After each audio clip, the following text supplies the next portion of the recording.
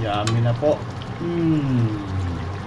Yung sauce nyo, sarap nito. Wow. Yan. Sarap. What's up guys? And for today's vlog, magluluto tayo ng ginataang tulingan. Yan, lagyan natin ng talong. Yan yung coconut milk natin. Ihalo. And then, nagpapamantika tayo ng taba ng baboy guys para doon natin ipiprito yung ating isda at saka talong. Alright?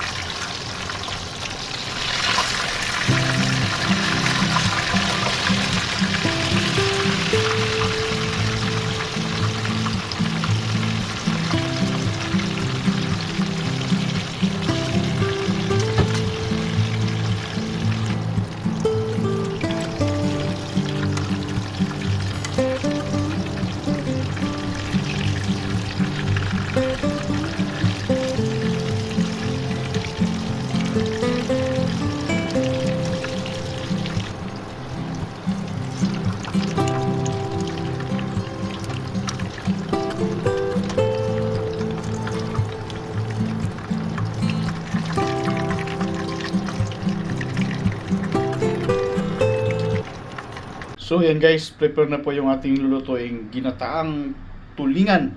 Na-prito na po natin. Tapos mga rekado natin. Ayan. So tara, pisa na po na pagluluto. Let's go! So yan guys, gisa mo natin yung ating bawang. Nagbuhos na tayo ng mantika dyan.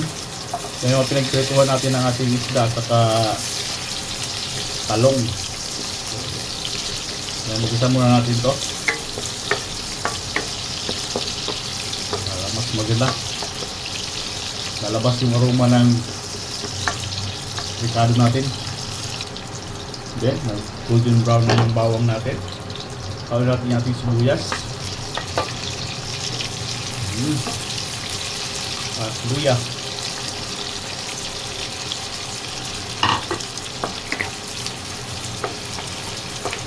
Ipalabas pa natin yung ating aroma ng ating mga ricado guys.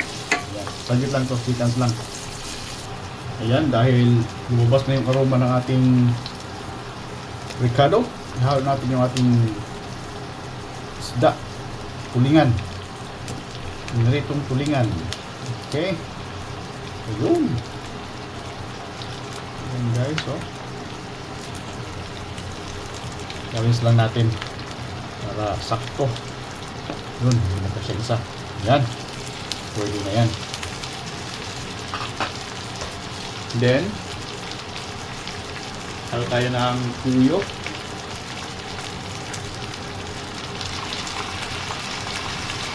Okay. And suka. Vinegar. Then yung oyster soup natin, paubos na. Hinalo ko na ito lahat. Yan, paubos na kasi yan. Binikos ko na dyan lahat. And then black pepper, paminta. Yun. Then dahon ng laurel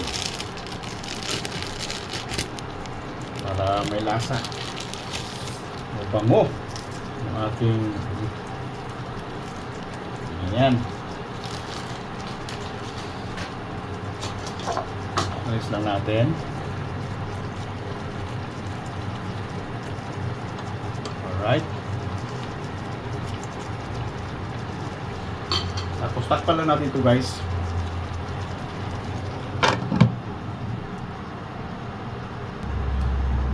So ayan. At this point guys, ilagay natin yung ating coconut milk. Yung gata. Wow. Napakalapot ang gata guys, oh.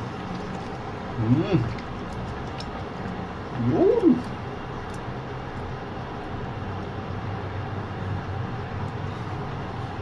Sarap ito.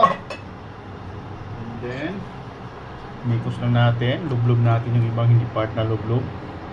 Ayan. Yummy nito guys. Yung palang pinagprito natin ng karne kanina na ano, na yung sa mantika ng baboy, yung karne no, ihalo natin mamaya dito para mekos. Right? So at this point guys, ayun, ihalo natin yung ating talong dito kasi yan, luto na siya. Luto naman yung talong natin. Ihalo natin dito.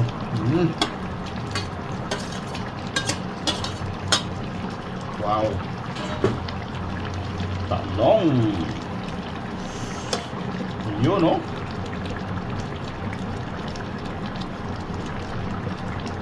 Grabe talaga.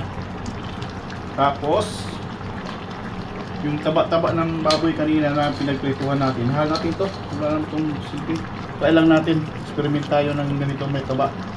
Pwede naman siguro to. Yung paksyo nga may taba, di ba? Pwede naman to. Chicharon to eh. Maganda to sana to sa pang ano, pang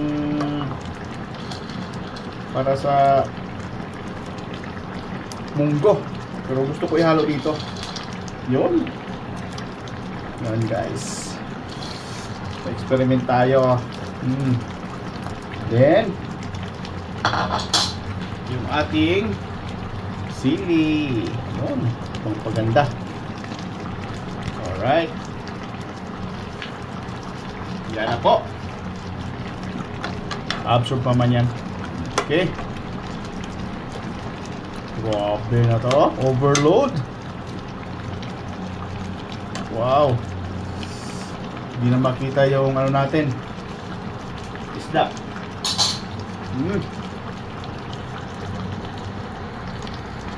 Sarap nito. Takam na ako. Yun. Takpan natin guys. Takasin na natin apoy. Check natin guys. Wow. Tapos tikpan natin yung alat. Kung sakto na ba yung alat.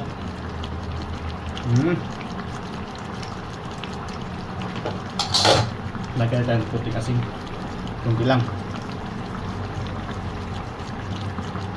Hindi ko naglagay ng asin dito masyado guys. Kasi yung prito natin kanina na isda. May asin na yun. Kaya ano lang. Kunting asin lang. Yun. Tapos maglagay pa ito ng tuyo. Yan. Okay na yun. Wow. Ganda. Ang tulingan natin oh. Sauce. Whoops. Bliteran nga natin. Wow. Tingnan natin. Hindi ka makapag-extra rice ngayon. Yun. Try natin ulit.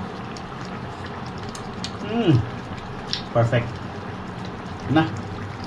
Goods na ito. Wah. Sarap. Ayan. Ganito na po siya kaganda guys. Yung ating ginataang tulingan. Wow. Hindi na lang yung sabaw oh. Wow, perfect na yung texture na guys. So yummy. Saglit na lang to. Bawasan pa lang natin ng konti yung sauce. Wow. Ayan guys. Dito na po yung finished product sa ating ginataang tulingan. Wow. Yummy na po. Yung sauce nyo. Sarap nito. Wow. Yan. Sarap. Susumin natin guys. Gaano kasarap yung ating ginataang tulingan. Yun. Nako po. Mapapalaban tayo dito ngayon. So, yan guys. Thank you so much. Kainan na.